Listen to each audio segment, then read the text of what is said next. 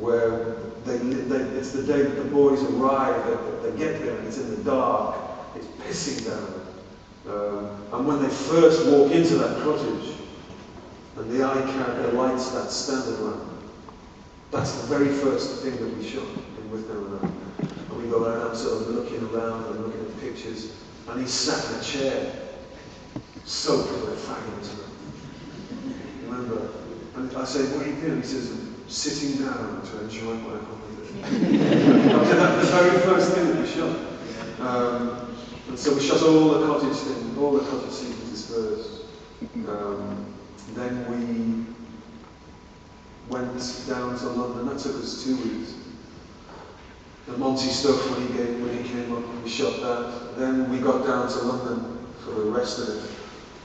Shot the house stuff. So it was shot in the lakes, down in London in West 10, Ladbroke Grove.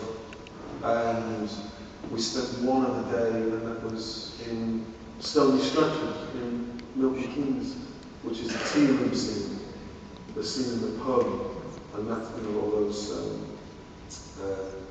exteriors there. That was one day in Milton Keynes. So we took 6 weeks to shoot it. Maybe just before we make the screen, for those of you who haven't seen Withnail and I, essentially what it is, let's try and do like a 60-second potted history of what it is. What Withnail and I is Bruce Robinson, who wrote and directed it. Bruce Robinson was an actor in the 60s. He trained at Central School.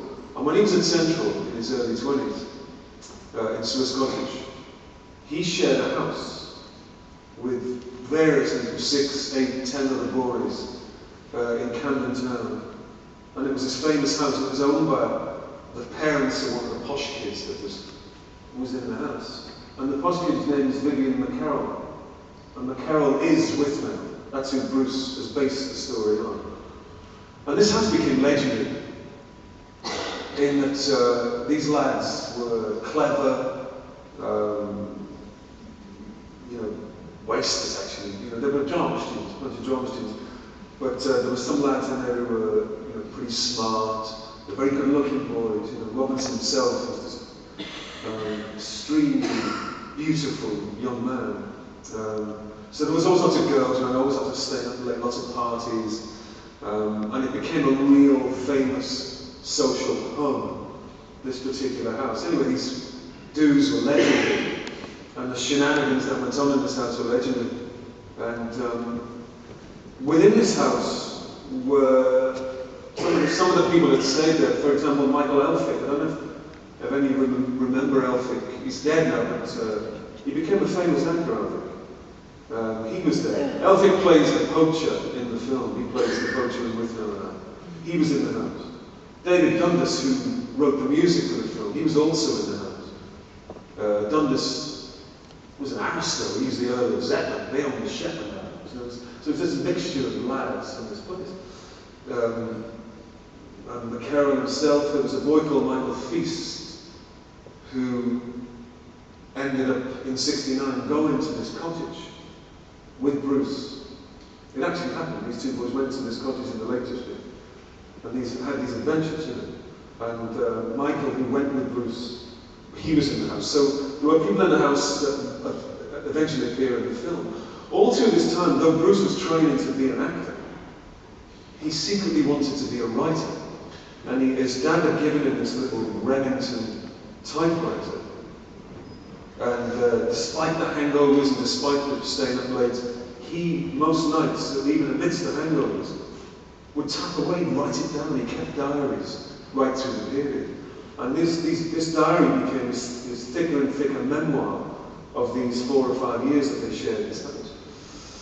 Anyway, years later, Robinson is now a movie star. He made 15 pictures as an actor, culminating in this Truffaut film in '75, L'Histoire de la Valache. He stars in Isabella Gianni.